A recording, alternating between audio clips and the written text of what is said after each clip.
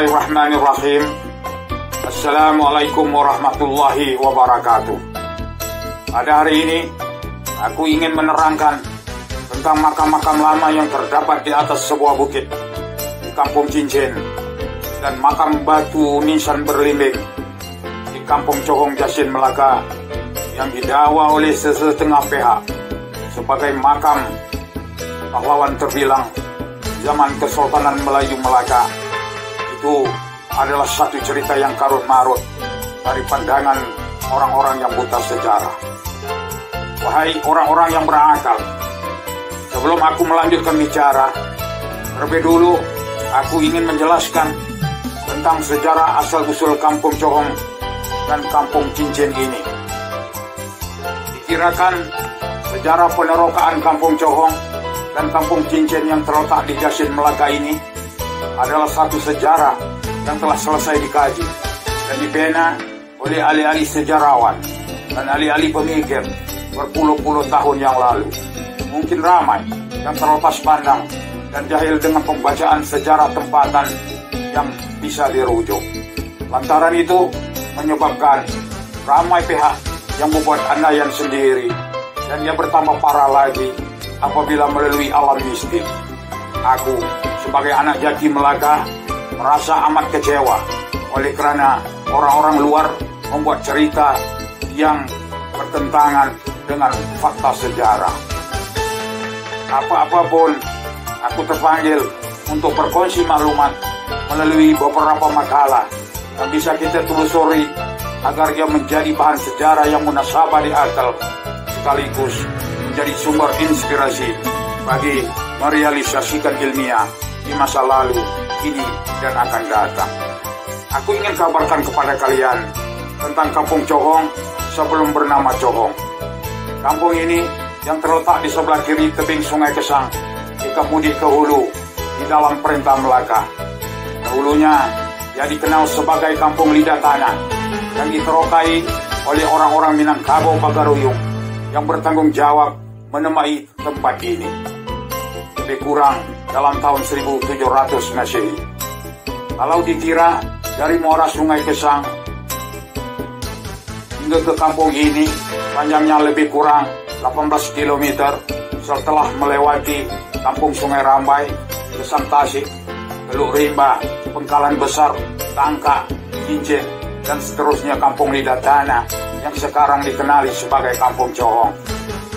Nama Cohong itu adalah berasal sempena nama sebuah kapal Cina bernama Cuhong dari Melaka, juga dikenal sebagai kapal hulu, memudiki Sungai Kesang untuk membeli hasil-hasil tani dan hasil-hasil hutan seperti pinang kotai, gambir, damar, rotan, dan lain-lain di sekitar pertengahan abad yang ke-18. Umum telah mengetahuinya bahwa Sungai Kesang itu merupakan laluan penting di ketika itu karena sungainya yang dalam sepanjang 32,35 km dari muaranya dan hulunya di Gunung Leda. Makanya ya amat sesuai untuk perahu-perahu besar dan kecil, hilir mudik untuk melakukan aktivitas pertukaran barang batagre di pengkalan-pengkalan yang banyak terdapat di sepanjang sungai ini, baik di sebelah Melaka maupun di sebelah Johor. Penerokaan Kampung Cohong oleh orang-orang Minangkabau Pagaruyung. Dalam tahun 1700 Masehi, seramai 40 keluarga orang-orang Minangkabau Pagaruyung yang berhidupan di bawah pemerintahan Sultan Mahmud Shah II, marhum mangkat di Julang, Sultan Johor yang ke-10, dalam tahun 1685 hingga tahun 1699 di Johor Lama, Kota Tinggi, telah melarikan diri dari Johor setelah berlaku komplit gara-gara terbunuhnya Sultan Mahmud Shah II, marhum mangkat di Julang. Penghijrahan orang-orang Minangkabau ini ada kaitannya dengan peristiwa kemangkatan Sultan Mahmud Shah, marhum mangkat di Julang, yang dibunuh oleh Megar Sri Rama. Peristiwa ini berlaku pada tahun Masehi 1699 bersamaan tahun Hijrah 1111. Almarhum Sultan Mahmud Shah II ini tidak mempunyai zuriat atau adik-beradik daripada perut bondanya, Ananda kepada Laksmana Tun Abdul Jamil yang dapat menggantikannya bagi mewarisi tahta kerajaan Johor. Walaupun baginda telah beristri dengan Tun Ciayu binti Temenggung Abdul Jamal, tetapi tidak ditidori karena Tun Ciayu masih lagi budak, yaitu sekitar 9 tahun. Akhirnya di penghujung kisah ini nanti, Tun Ciayu telah berkawin dengan Opudai Marewa, ibni Opudai Rilaga pada tahun 1722 dan melahirkan 3 orang anak, yaitu yang pertama Kelana Ciuno bersuamikan Raja Lumu, yaitu Sultan Salahuddin, Sultan Selangor yang pertama. Yang kedua Raja Patima, gelarnya Sri Tani Riau, bersuamikan Daeng Kemboja, ibni Opudai Prani. Dan yang ketiga laki-laki bernama Raja Said. Dalam hal ini, maka Bendahara Tun Abdul Jalil Ananda kepada Bendahara Sri Maharaja Tun Habab ditabalkan menjadi raja dengan gelaran Sultan Abdul Jalil Shah yang keempat. Dalam masa orang-orang besar Johor sedang sibuk menabalkan bendahara menjadi Sultan Johor yang ke-11, Sultan Mahmud Shah II, marhum Mangkat Tijulang, dikatakan mempunyai seorang gundih yang sedang syarat mengandung bernama Cik Pung binti Panglima Hitam. Panglima Hitam ini adalah seorang panglima semasa pemerintahan Sultan Ibrahim Shah, Sultan Johor yang ke-9, bergelar marhum Bongsu dalam tahun 1677 hingga tahun 1685 di Riau. Di sini aku ingin terangkan tentang peristiwa Cik Pung dilarikan. Panglima Hitam telah mengerahkan beberapa orang Minangkabau yang diketuai oleh seorang panglima handalan bernama Panglima Landas atau Tuk Pawang Landas untuk melarikan anak-anaknya Cik Pung ke Muar. Di Muar, masa itu di bawah penguasaan Datuk Temenggung Muar. Semasa melahirkan seorang bayi laki-laki, Cik Pung ini enggan menatap wajah kelahirannya itu dan dia terus diambil oleh Nahoda Malim dibawa ke Jambi dan seterusnya ke Pagaruyung untuk dibelah oleh ibu susuan bernama Putri Janila.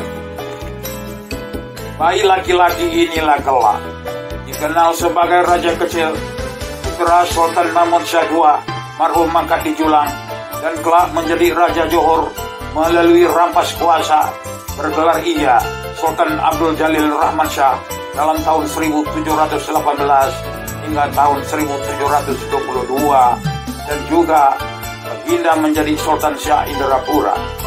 Raja Kecil telah berkahwin dengan Tengku Kamaria binti Sultan Abdul Jalil yang keempat. Sultan Abdul Jalil yang keempat telah mangkat di Kuala Pahang, dibunuh oleh Nahoda Sekam di atas arahan Raja Kecil, merupakan menantunya sendiri. Beberapa bulan selepas kemangkatan Sultan Mahmud Shah II itu, dalam tahun 1700, oleh karena takutkan tidak balas dari pembesar-pembesar Sultan Abdul Jalil yang keempat di atas peristiwa melarikan Cik Pung ini, maka Panglima Lanas atau Tuk Pawang Lanas bersama Cik Pung dan 40 keluarga Minangkabau yang lain telah melarikan diri menggunakan 5 buah perahu layar besar menyusuri Selat Melaka dan seterusnya memudik di Sungai Kesang untuk bersembunyi sekaligus membuka penempatan di satu tempat dinamakan Lidah Tanah dan sekarang ini dikenal sebagai Kampung Cohong.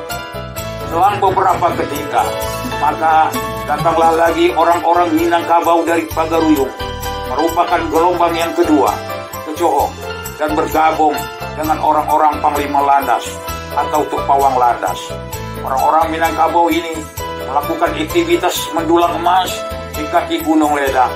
Walau bagaimanapun, di sanubari orang-orang Minangkabau ini tetap taat setia kepada Kesultanan Johor, yang mana mereka tetap berpegang teguh pada sumpah bertali ke Siak, bertuan ke Johor.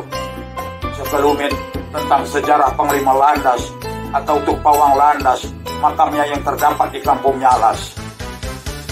Panglima Landas atau Tuk Pawang Landas merupakan berketurunan Minangkabau, berasal dari Pagaruyung dan berkhidmat terus di di bawah Kesultanan Johor Lama di Kota Tinggi di zaman Sultan Mahmud Shah marhum mangkat di Julang.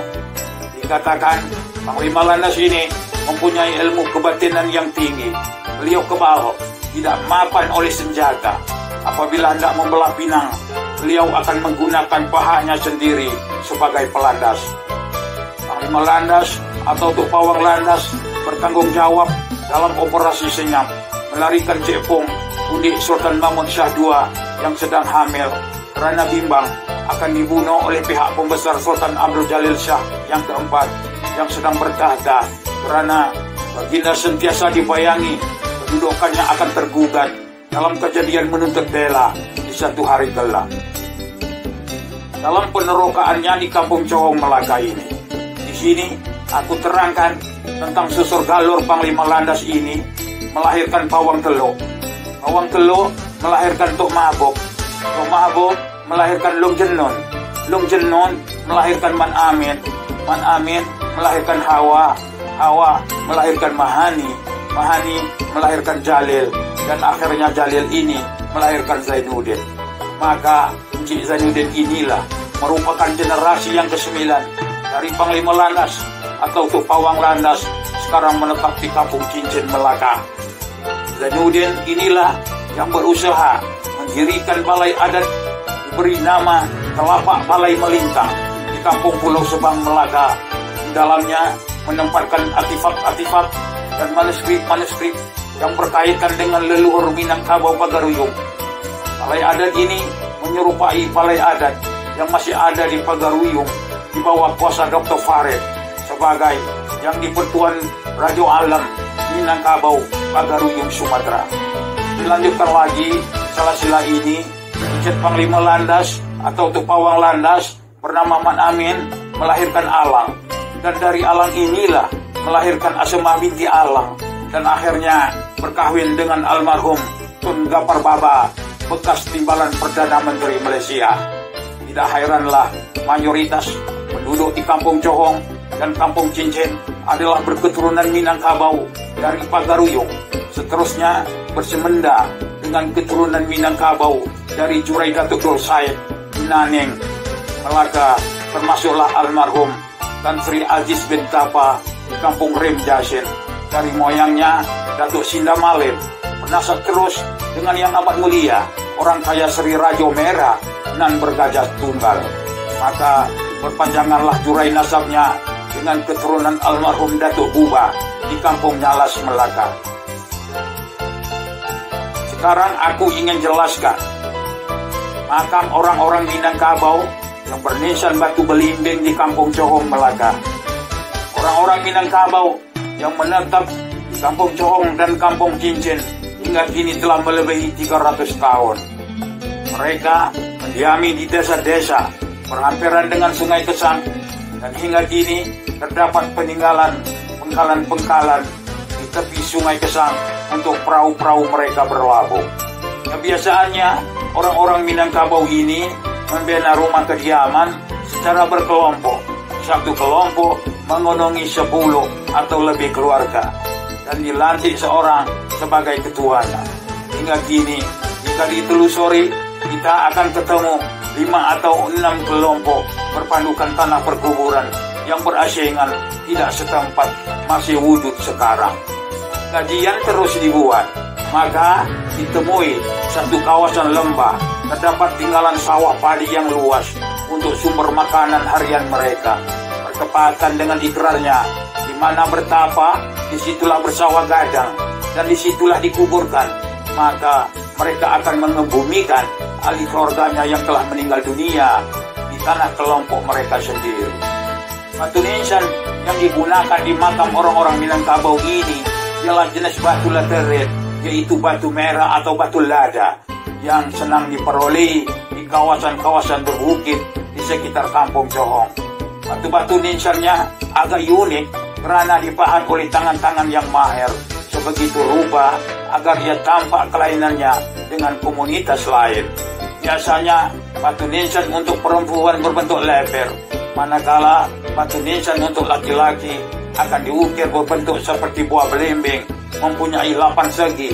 Di dalam bahasa Aztec dalam bahasa Sanskrit disebut Astakona, yang mempunyai maksud bagi orang-orang Minangkabau, masyarakat bersenikan adat, adat bersenikan syara, syara bersenikan kitabullah, ibarat aur dengan tebing, sandar menyandar keduanya, jatuh mumbang, jatuh kelapa, jatuh beriring keduanya. Itulah kuatnya orang-orang Minangkabau memelihara adat yang dipesakainya dari Pagaruyung dan menjalar ke tanah seberang, dikenal sebagai adat Tepati, adat Pinang dan Sebatang. Biar mati anak, jangan mati adat. Anak mati, rionya hanya sekampung. Manakala adat mati, rionya senegeri. Disinilah dipercayai makam yang cemerlang, Jepung binti Panglima Hitam, makam ayahandanya Panglima Hitam, makam Nahoda Malem, dan kaum-kaum kerabat orang-orang besar Minangkabau Pagaruyung disemadikan. Semoga ruhnya dijujuri rahmat. Amin ya rabbal alamin.